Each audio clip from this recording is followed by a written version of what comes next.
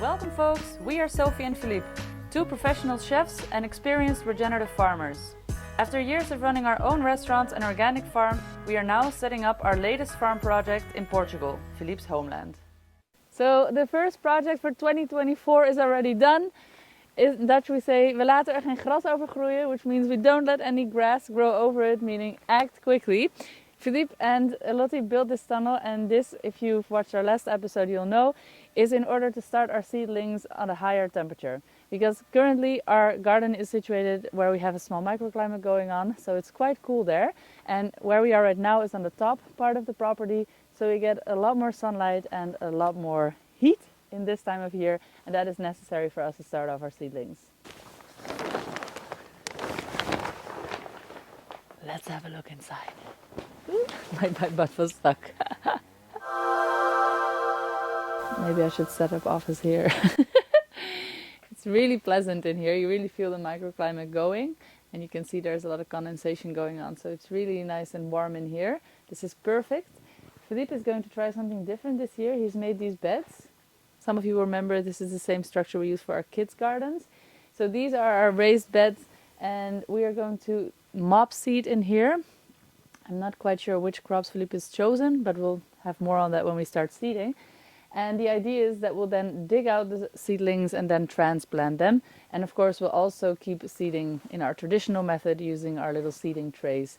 But that's all for an episode to come when we start really seeding everything. In the meantime, I'm super stoked about this beautiful tunnel and that it got put up as fast as it did. And of course that it sort of got gifted to us, it fell into our lap. So yeah, very pleased with this.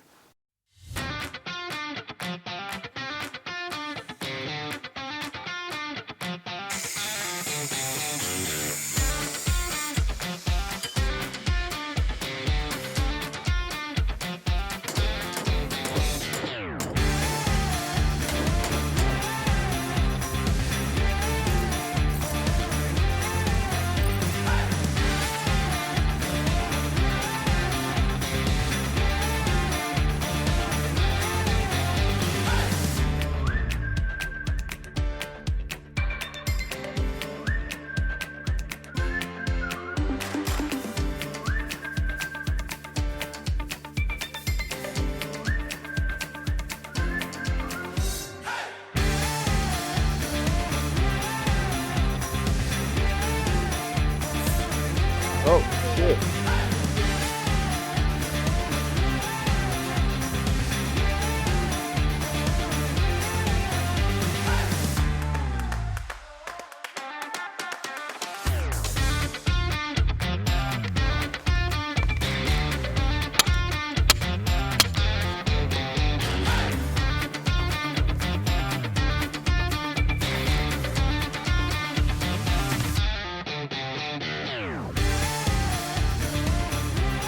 Done! Woo! So here in central Portugal, January, it has been very cold and very grey and very rainy. But it's days like today when the sun comes out, you're reminded how fast you have to be in order to get ready if you want to grow your own food. So this is the time to garden plan, order your seed and get ready, because beginning of February is when everything will kick off. The time to start seeding is fast approaching, so I'm going to take you guys through how we do this on the farm. First step, garden planning. Garden planning. It basically means that you're going to have to stick your head in a lot of papers, spreadsheets, and just really focus for a few good days to get everything well organized and planned. Now there are many ways of doing this. We personally prefer first manually putting it on paper. That's mostly Philippe's doing, and then we digitalize it because we obviously very much benefit from digitalizing everything and keeping records of the previous years. What it entails is that you can either go online and find different software to work in. This is especially useful if you're market gardening and you're selling. So if you're home gardening or homesteading, I actually advise that you would build your own Excel sheet, because not only will it specifically cater to your needs without a lot of the extra gadgets that are on all of those softwares, which you often also have to pay for. Making the garden plan yourself in an Excel sheet actually as a gardener really helps you, because you learn a lot about your crops while you're planning them in the year. You do a lot of research into temperatures, timings and all of that. So actually I find it personally a very useful thing to do if you're trying to grow your gardening skills. So with that in mind, let me just show you a little bit what we have here and how we lay out our garden plan on the farm. In this first sheet here, what we have is we have a clear vision of what is happening in each bed during the entire season. So on the left column here we mark out all our beds, and then here on we have per month and then per week even what is happening in that bed. This is really only the actions that are in the bed. So this includes direct seeding, transplanting and harvesting.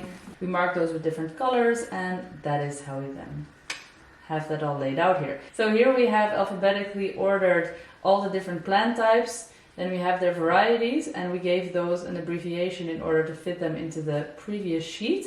Then moving on to our third sheet. So this is really our week by week action plan. And the way that we do that is by filtering per week. So we have laid out here all the actions: the seeding in the serre, transplanting, direct seeding, harvesting, and the growing time.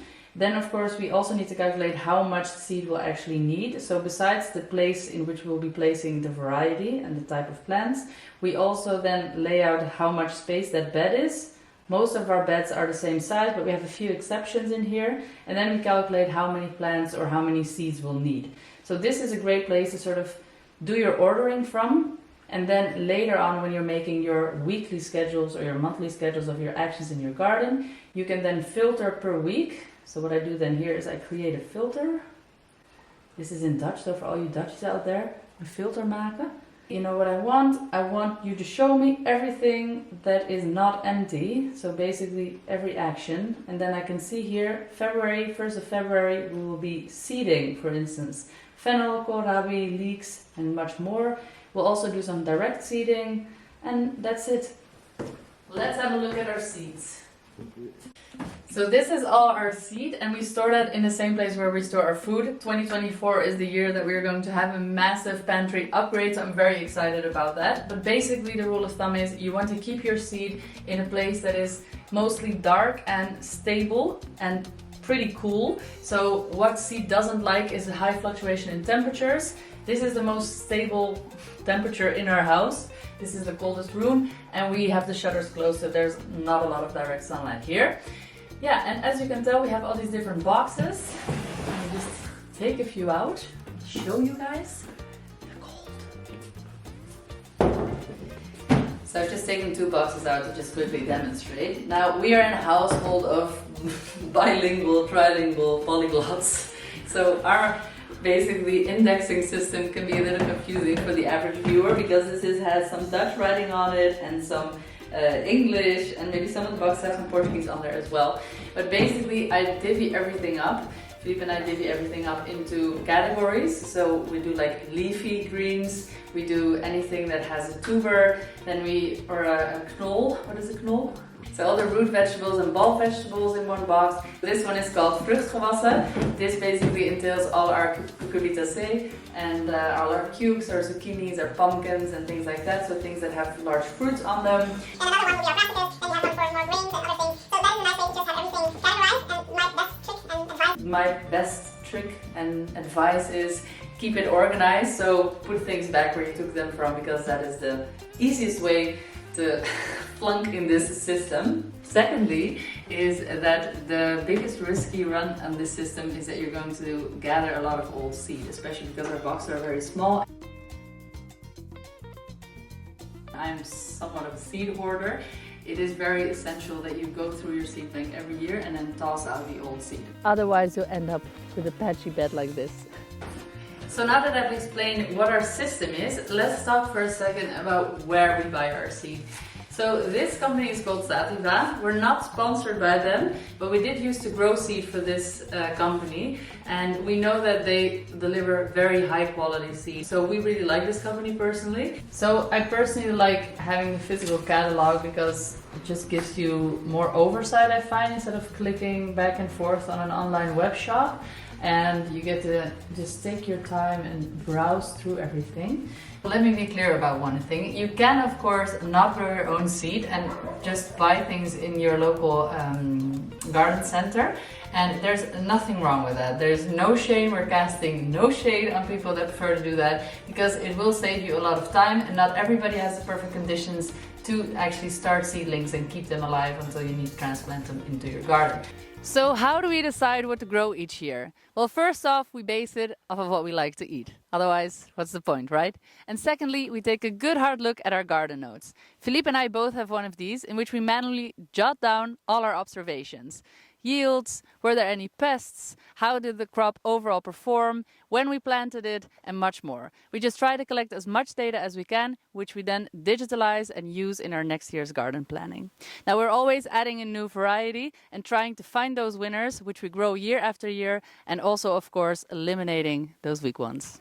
Let's talk about staples. So this past year we grew a lot of pumpkins, and we of course have a continuous growth of carrots in our garden, but we didn't actually grow that much potatoes, and we did an experiment with sweet potatoes. This year we didn't grow that many staples, mostly due to storing space that was available and water availability in the garden, as we were still checking out how much water do we actually really have in the cycle of an entire year. This year we are heavily focusing on growing all our own staples. Now, when we talk about staples, what we refer to in our family is mostly corn, pumpkin, soybeans, potatoes, and sweet potatoes. Most of the things we grow originate right here on the farm and are planted from seed, but we don't grow everything from seed. We also purchase some seedlings here and there. Some of the things we prefer to buy seedlings from at the garden store are things like sweet potato, potato, and sometimes onions. These crops are either time-consuming or hard to store, for instance sweet potato slips, for next year's season. They need to be kept at a very stable temperature, and it gets quite cold here. So now that I've shown you how we plan our garden, where we store our seed, how we choose what to grow, what we do and do not seed on the farm, let's go up and order some seed.